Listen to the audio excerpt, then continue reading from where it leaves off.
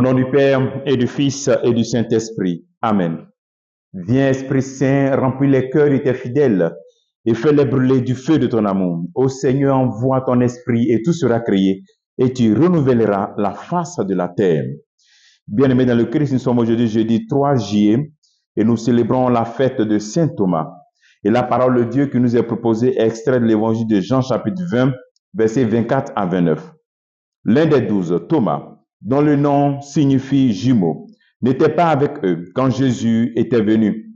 Les autres disciples lui disaient, « Nous avons vu le Seigneur. » Mais il déclara, « Si je ne vois pas dans ses mains la marque des clous, si je ne mets pas mon doigt à l'endroit des clous, si je ne mets pas la main dans son côté, non, je ne croirai pas. » 8 jours plus tard, les disciples se trouvaient de nouveau dans la maison et Thomas était avec eux. Jésus vint alors que les portes étaient verrouillées et il était là au milieu d'eux et il dit, « La paix soit avec vous. » Puis il dit à Thomas, « Avance ton doigt ici et vois mes mains.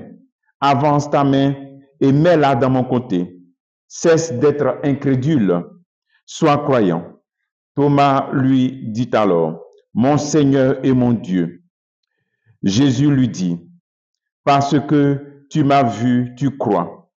Heureux ceux qui croient sans avoir vu. » Acclamons la parole de Dieu. Louange à toi, Seigneur Jésus.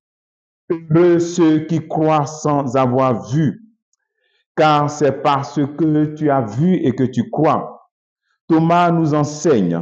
Thomas voit et il croit. Thomas voit Jésus, il croit. Il a vu et il a cru. Est-ce que lorsque toi aujourd'hui, quand tu vois, tu crois? C'est vrai que le Seigneur dit, heureux ceux qui croient sans avoir vu. D'autres croient sans avoir vu. Mais aujourd'hui, là, on peut se poser la question. Nous-mêmes, là, on voit. Mais est-ce qu'on croit? On voit, est-ce qu'on croit? On peut partager beaucoup d'exemples où nous pouvons découvrir que nous voyons, mais nous ne croyons pas toujours. Jésus se présente à nous continuellement. On le voit, mais on ne croit pas. L'Eucharistie est un signe vivant. L'Eucharistie est le signe vivant où souvent nous manifestons notre incroyance. Nous voyons Jésus, mais nous ne croyons pas. L'assemblée de l'Eucharistie, nous sommes convoqués en église. Mais est-ce que tu viens à l'heure? Et c'est le Christ qui te convoque. Mais si vraiment tu vois, tu vas croire et venir à l'heure.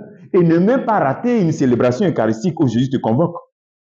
Nous glorifions le Seigneur, mais nous n'assistons pas à son repas. Dans la liturgie de la parole de l'Eucharistie, on entend la parole de Dieu. Et on dit parole du Seigneur notre Dieu, nous répondons, nous rendons grâce à Dieu. C'est-à-dire qu'on est content, notre cœur se réjouit. On a vu la parole, nous rendons grâce à Dieu. Mais est-ce que on met cela en pratique? On voit, mais on ne croit pas. Après la proclamation de l'évangile, encore nous disons, nous rendons grâce à Dieu. Nous proclamons la parole de Dieu sans y adhérer. Nous proclamons, nous acclamons cette parole de Dieu, mais nous n'y adhérons pas. On voit, mais on ne croit toujours pas. Pendant la prédication de la parole de Dieu, dans l'homélie du prêtre, on peut entendre cette homélie et savoir que ça parle de nous, mais orienter cela vers une autre personne, ou bien remettre à un autre jour. On voit, mais on ne croit pas. Donc, et aussi même pendant la consécration, où nous allons dire encore cette même parole de Thomas, mon Seigneur et mon Dieu. Pendant la consécration, nous nous mettons en genoux. On entend bien, on se met en genoux parce que l'Esprit Saint va descendre pour faire du pain le corps du Christ et du vin le sang du Christ. Et nous faisons souvent des grandes possessions le jour du Saint-Sacrement. Mais combien d'entre nous, nous sortons pour adorer le Seigneur? Nous voyons, mais nous ne croyons pas. Mais nous ne croyons pas en cette présence réelle du Christ dans le Saint-Sacrement. Parce que même les jeudis où le Christ est exposé, combien viennent?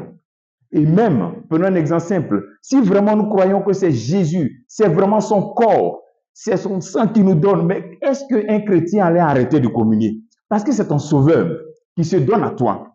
Nous voyons, mais nous ne croyons pas. Il suffit de continuer ce chapelet d'exemples et nous allons découvrir qu'il y a beaucoup de réalités où nous voyons, mais ne croyons pas. Jésus nous dit dans Matthieu chapitre 25, Chaque fois que vous l'avez fait à un de ces petits, de mes frères, c'est à moi que vous l'avez fait. Matthieu 25, verset 40. Amen, amen, je vous le dis. Mais souvent, nous faisons du mal à nos frères. Nous savons que Jésus se fait présent dans le malade, mais nous avons la possibilité d'aider le malade, de le soigner. Nous abandonnons nos malades. Nous voyons, mais nous ne croyons pas. Seigneur, apprends-nous à voir et à croire, parce que nous avons assez vu. Nous ne sommes pas les chrétiens du temps où ceux qui ne voyaient pas et puis ils ont cru. Nous, aujourd'hui, là, on voit, mais il faut qu'on croie. Demandons au Seigneur vraiment cette force d'âme pour croire. Le travail que tu veux faire en ce jour, Seigneur, pardon pour toutes ces fois où tu es venu me rencontrer, où tu t'es montré à moi, je t'ai vu et je n'ai pas cru. Seigneur, pardonne-moi. Que Dieu te bénisse au nom du Père et du Fils et du Saint-Esprit. Amen.